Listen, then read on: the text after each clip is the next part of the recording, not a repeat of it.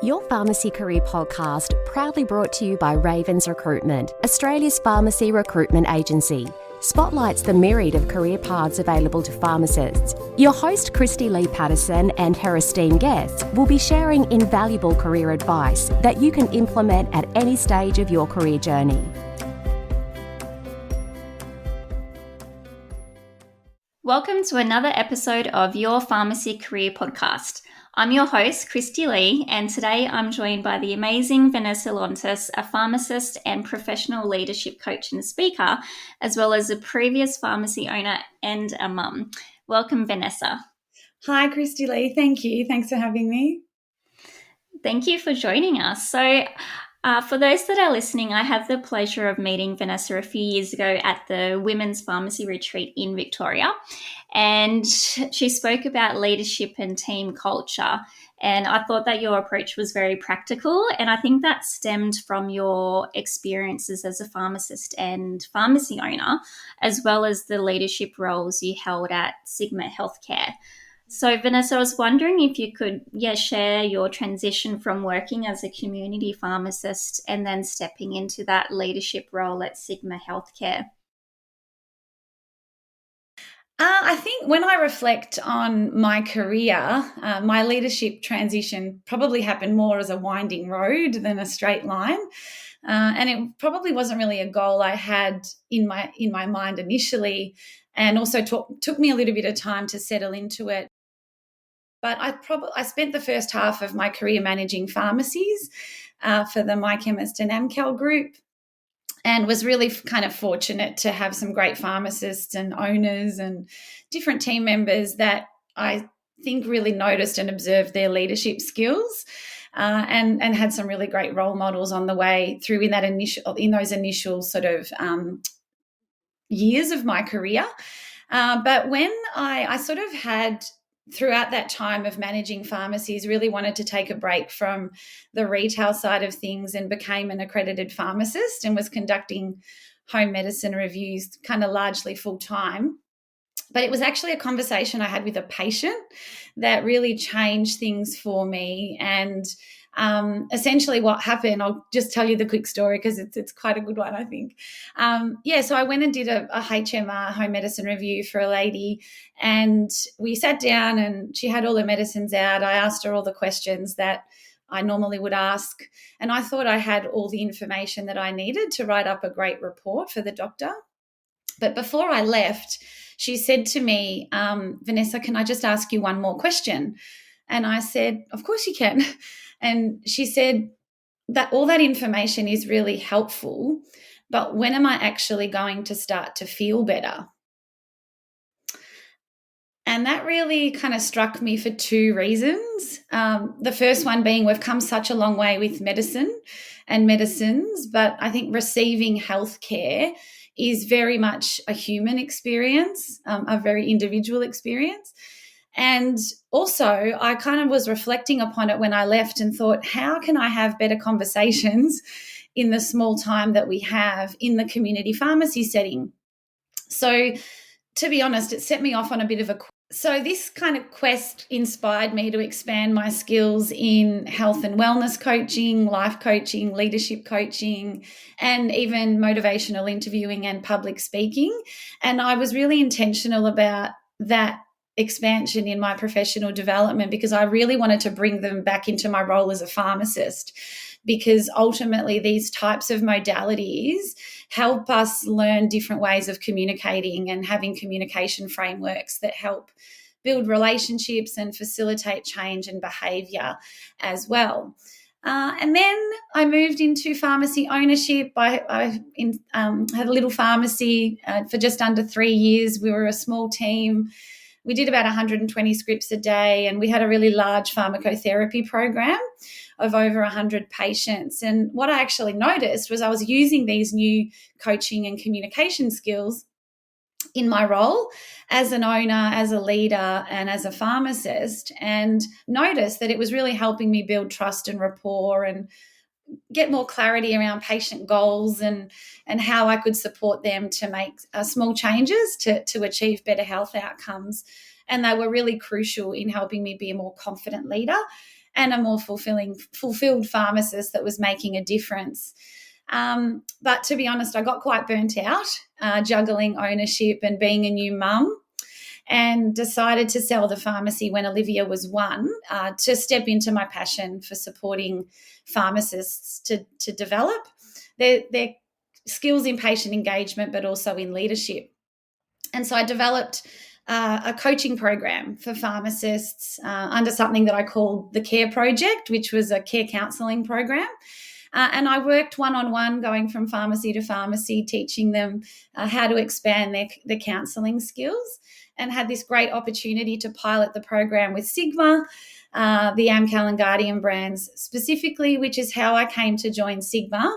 And I started off there as a pharmacist coach as a learning and development specialist in the dispensary operations team, and specifically working with David Preston. And we then together designed and developed and delivered the LEAP dispensary excellence program, so I sort of started off in that coach L&D specialist role, and then grew in the organisation over the next 5 years into the leadership positions of learning and development manager, and then the group manager for training and communication.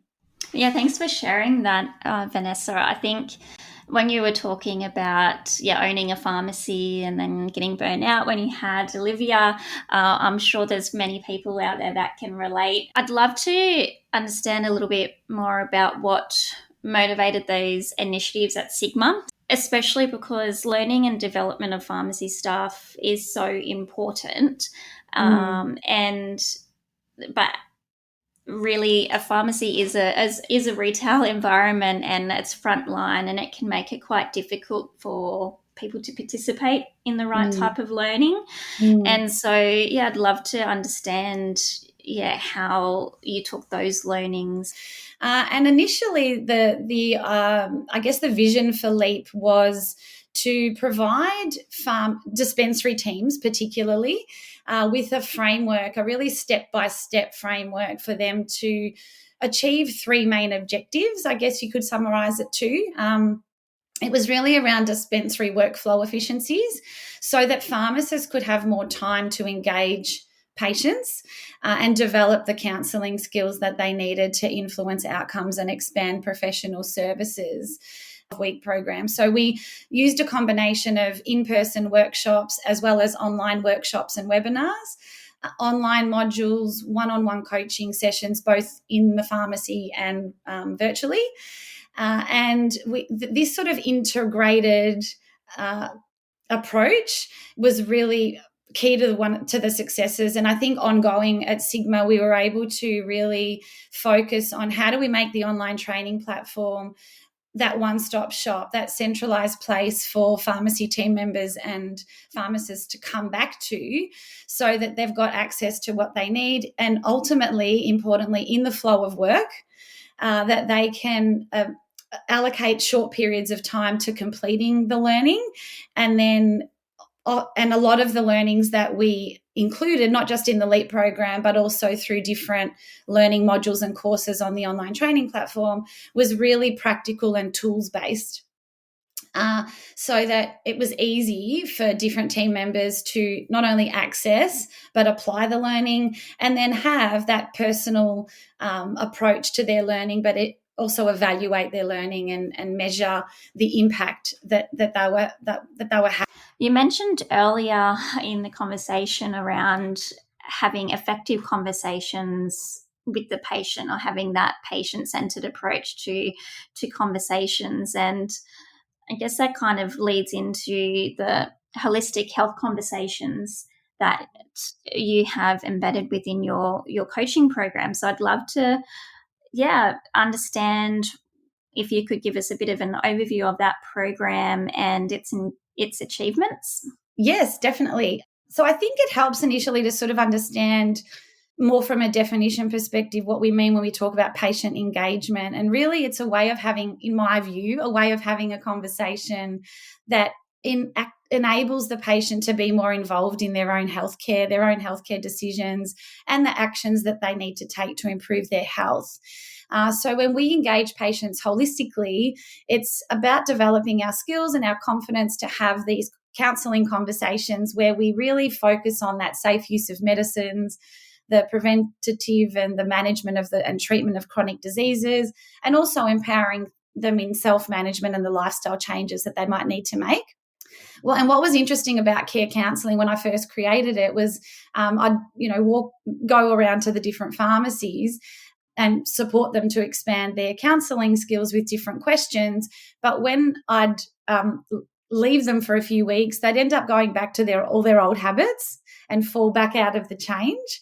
And so that was one of the benefits of the LEAP program, actually, was that having those other elements to the program where we were optimizing workflow efficiencies to enable pharmacists to be more available, enabled the pharmacists to be more, productive when they were having conversations with patients. Since then, though, and over the course of time, I've continued to work and understand more about how we can keep engaging patients holistically and the importance of that. And I think it really does come down to sort of four key things. It's about having the team around you and engaged in the making the patient's health everyone's responsibility. And really being engaged and productive so that you can each have an impact and be available to the customers and patients when they're there. It's also about having what I call headspace. So when you are with someone, having presence, and that's why it's so important to have team members that are, empowered and enabled in their own rights to have the roles and responsibilities that they have to support all of the other operations and services and activities that we have in the pharmacy setting. And then it comes down to when you're in that individual conversation, do you have that clinical confidence to expand the conversation and ask some different questions about the safe use of the medicines or the way they're managing a particular condition? And also, do you have the conversational confidence? Have you got the right questioning techniques? Are you curious enough about their individual circumstances so that you can have more outcome-based conversations? I think that's really important, ensuring that these conversations that you're having actually translate to better health outcomes. And I don't think it's something that maybe as pharmacists we don't actually think about enough. We kind of get into that habit of how we've been trained and asking the right questions and getting the information to the patient as quickly as possible, really, and not actually thinking about that individual person. So I totally agree with that. And I think that it's a really important point to sort of highlight. And, over time, I've got lots of evidence and case study data, I guess you could say, around the measurable and tangible impact that was occurring through and does occur through these conversations. And it's actually less about time, because you can be really effective in a counselling conversation within 45 seconds if you've asked one or two helpful questions that really kind of get to the heart of the person's circumstances a lot quicker.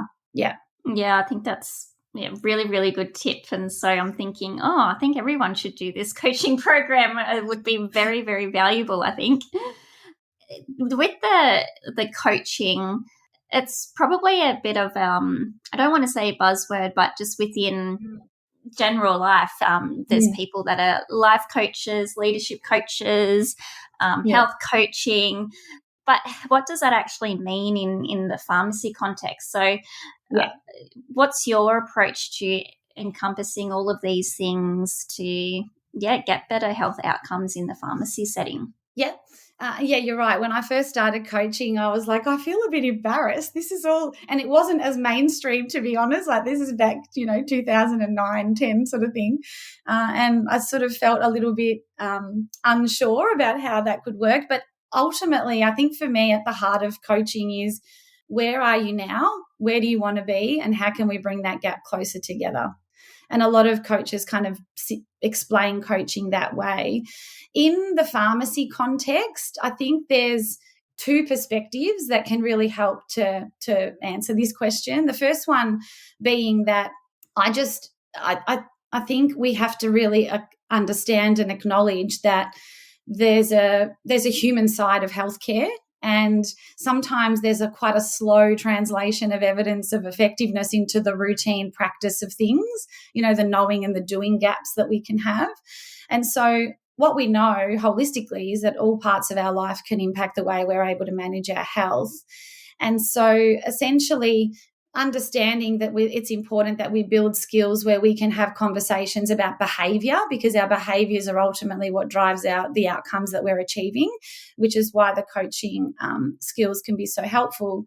But equally, I think if we zoom out a little bit as well and just think about even for example, in the National Medicines Policy, and the World Health Organization is doing a lot of amazing work at the moment in terms of the Global Patient Safety Challenge and reducing medication-related harm. There's a really important responsibility and opportunity we have in pharmacy to sort of have that clinical responsibility and share that information around the safe use of medicines. But again, that holistic responsibility to explore individual needs and circumstances.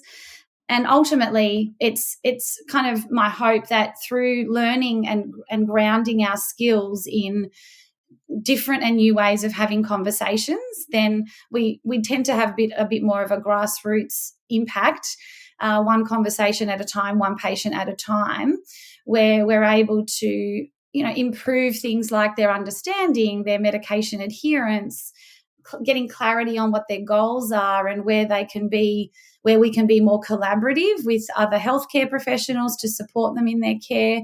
I know supporting shared decision-making particularly is a really important focus and a growing area of understanding around how do we actually support and empower patients to understand and make decisions for their health, to build their health literacy.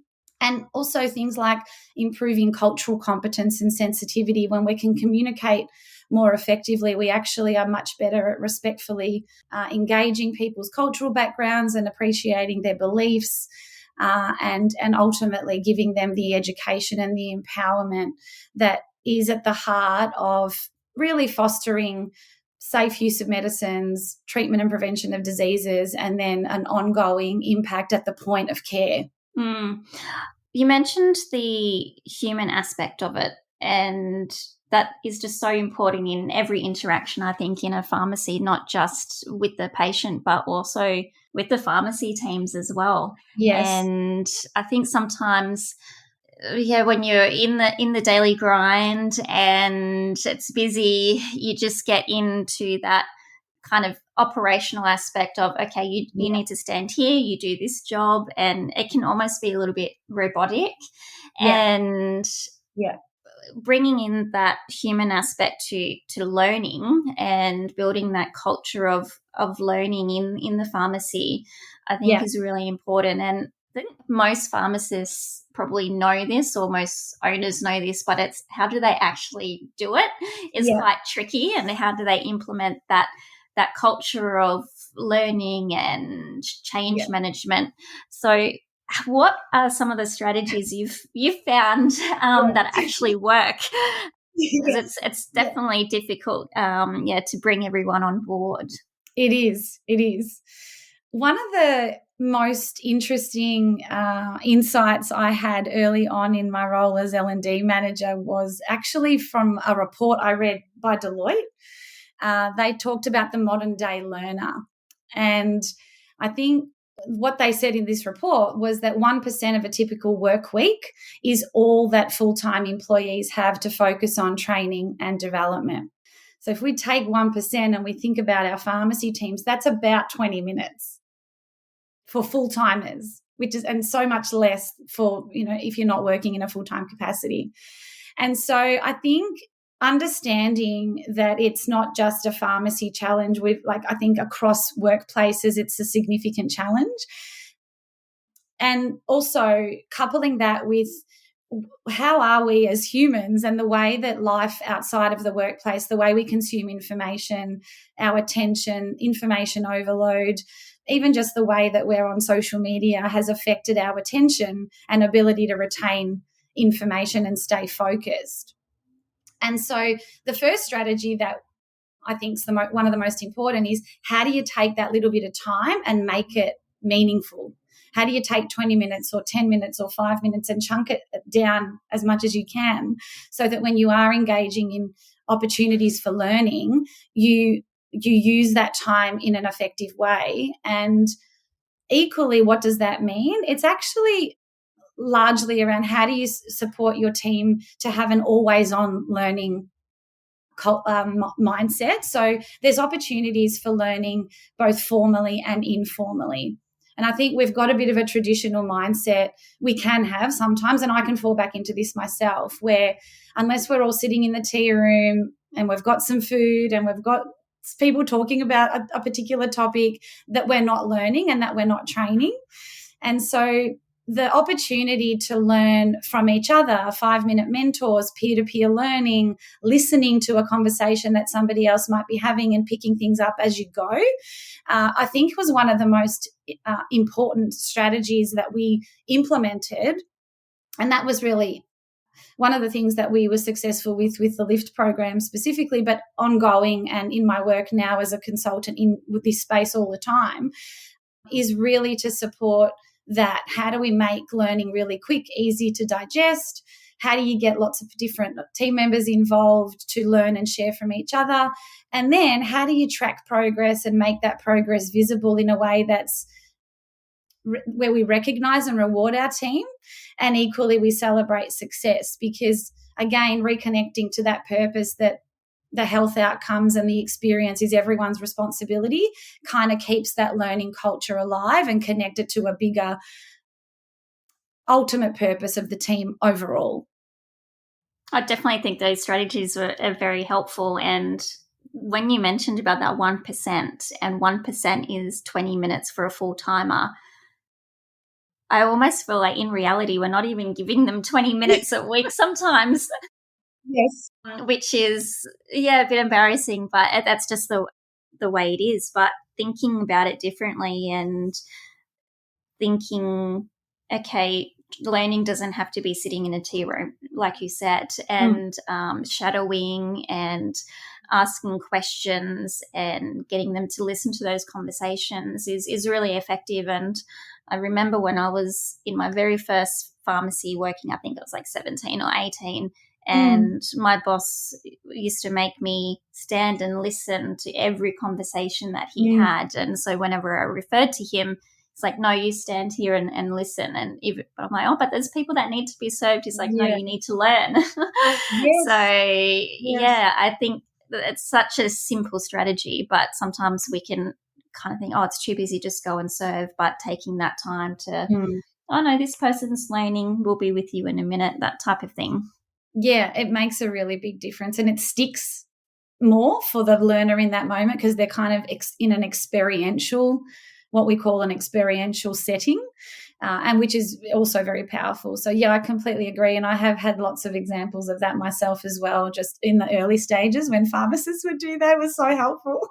Yeah, absolutely.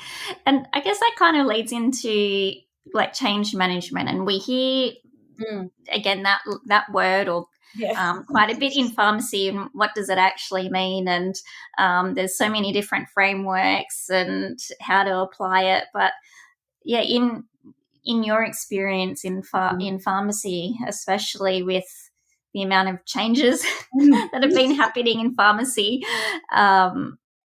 maybe you could use examples of that eScript readiness or QCPP enhancements and how you can actually make change management effective in pharmacy.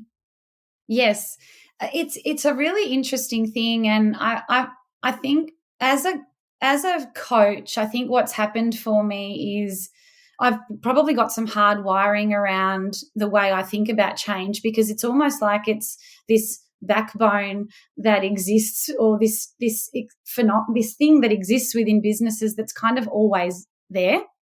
And so whenever I'm thinking about effective change management in pharmacy, I tend to come back to the same sort of fundamental principles that have helped me with program implementation, but also going through my own change. and equally supporting patients through different changes and working with teams when they're trying to make change. And I think there's a couple of perspectives that help, or just insights that can help with this. The first one is being aware of what the stages of change actually are, and what that means. And so any time when we're in an experience of change, we're going to be going through individually this change process, and then collectively the change process. And so there's, when I talk about the change process, I mean, as individuals, you're going to be navigating that pre-contemplation, contemplation, action, implementation, those sorts of things. And then alongside that, there's some really great frameworks that are helpful to anchor back to when we're moving through change. But I think ultimately it comes down to some trying to simplify these lots of different frameworks that we can use into some elements that I find really helpful. The first one being planning, and actually giving yourself some space and time to plan. In pharmacy, one of the things I've learned, particularly when I'm coaching leadership and culture, is it's one behaviour that many teams just don't give themselves time for planning and organisation. Communication is a really important part of change, and lots of it. One example I really like to share is, you're communicating effectively if the person that's working at the pharmacy the least knows what's going on. And so you can't really communicate too much, and you need to be using multiple different channels of, platforms of communication, WhatsApps, Facebook, emails. It's important to enable that, the messaging. And there's also this important part of empowering your team members to make decisions and problem solve. Navigating ambiguity is a skill in and of itself, and that's where you have this tolerance of uncertainty. And so I think having conversations and really focusing as a team on creating that psychological safety, which we're talking more and more about, psychosocial safety, is a part of change that helps teams, because it's that space of being able to together want to work towards excellence, but equally it's safe to make a mistake. And so another really key part of moving through change is feeling safe to make mistakes, to adapt, to have to take feedback on and try something new, and ultimately give people time to be in some type of new normal, to allow that stabilization so that they feel like they've actually moved through a process, and the movement through the change landed somewhere. Because often what we do in pharmacy is what I call we stack ourselves.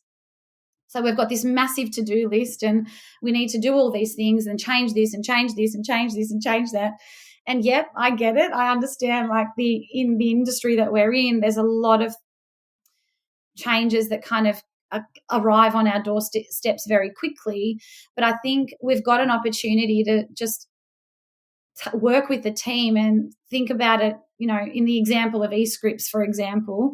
One of the strategies that we used, and I've seen pharmacies do really well, is really consider the human factor first, which is, this is going to be hard and it's going to be significant, and we're going to move through waves of motivation and willpower and quit points, and so being really proactive about, okay, let's assemble a team, let's work together, let's get a mix of skills and conversations going regularly, let's share the workload and the responsibilities across what needs to be done, and let's keep working together and moving through the uncertainty and all of the moving pieces in a way that feels more manageable and less overwhelming. That would be nice to have it less overwhelming, because it can definitely feel very overwhelming at the time. Yeah. So I hope everyone's writing that tip down. I guess now I wanted to chat to you about, maybe what tips you can offer to pharmacists that are looking to invest in their personal development and enhance their leadership capabilities, because there are some pharmacists out there that are maybe working for a pharmacy that might be limited in the types of support that they can provide. And so, yeah, what can they do themselves in this space? Yeah. I think my biggest tip with personal development is to find something that works for you. Specifically, personal development is such a big area, and it really involves it's a process of finding ways that you can learn more about yourself and improve in certain areas to sort of reach that full capacity. But I think there's lots of different things you can do, even just individually, starting to learn and build your own levels of self-awareness. Noticing when you might be feeling frustrated, noticing when you might be avoiding difficult conversations, noticing when you might be feeling like you're saying yes to taking on lots of tasks when really you're at capacity and you want to be able to learn how to say no. Self-awareness, self-reflection, and just noticing your own emotions and your own thoughts is a really easy, free way of starting to move into that area of personal development. And then from that point of, okay, these are the skills and areas that I want to get better at, what can you set a goal? Who can you engage with for new skills? How can you use a lot of the information that's available online, podcasts, mentors that you might follow on social media? All of these things are actually easy ways of elevating and moving more into personal development. That self-awareness is a very big one. And yeah, even throughout my career, I thought I had good self-awareness, but then when you actually either sit down or make a conscious effort to become more self-aware, you can, I guess, find these hidden areas or blind spots. Yeah. And you talked about some of the free things that you can do. And there's also, I think they're called like personality type assessments and things like that. And I did one, I think it was a Picture Partners workshop that I went to years ago when they were doing the Hogan assessments. And there's one where you can do it and it's how you actually respond in times of stress. And that was the biggest eye-opener for me, because the way that I am under stress is a very different person to in normal situations. And really opened my eyes to, okay, wow, I do this. And then I shared that with my team once I got back from that session. They're like, yeah, you do that all the time. I was like, what? Nobody even told me. What do you mean that I do this? So, yeah, and then that was even sharing that self-awareness once you learn what those things are can be really valuable with the team, especially with the pharmacy assistants, because then they feel more comfortable with you because you are being more vulnerable as well.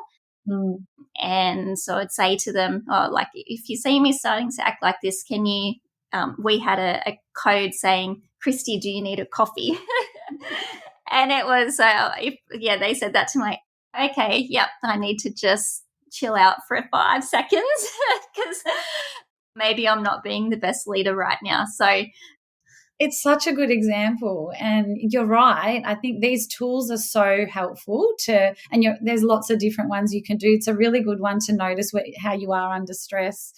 And then the benefit of having open and honest conversations with your team, ultimately that's what people want in the workplace. They want to be able to be themselves and also grow and develop together rather than trying to just manage themselves all on their own. So I think it helps us personally and professionally to work better together when we're able to have these insights about ourselves. Now, my very last question without notice, is what would you say is maybe the biggest piece of advice that you wish you had when you were younger? I think for me, it's a couple of things. The first one is that it's really important and okay to take care of my own health and well-being, and really notice when things are overwhelming, when I'm feeling really stressed and when I'm taking on too much, and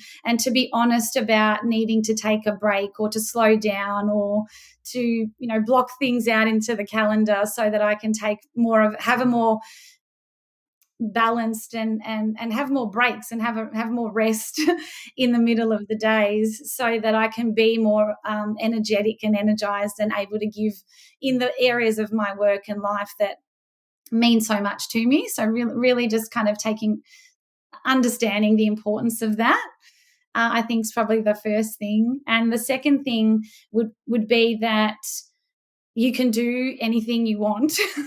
You don't have, I think we overestimate what we can do in a year and we underestimate what we can do in 10.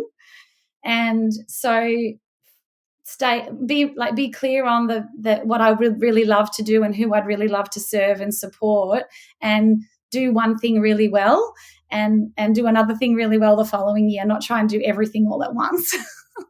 I think that is great advice, and they kind of lean into each other. So, taking those breaks and looking after yourself, and, not having to do everything at once. I need to take that advice myself, because I love to do things today or yesterday. Yeah. Well, Vanessa, thank you so much for joining us today. I've really loved the discussion today, and I am sure our listeners have found some really useful tips in there as well. So thank you, and I hope we have you on the show again soon. Thanks, Christy Lee. I really appreciate it. Thanks again.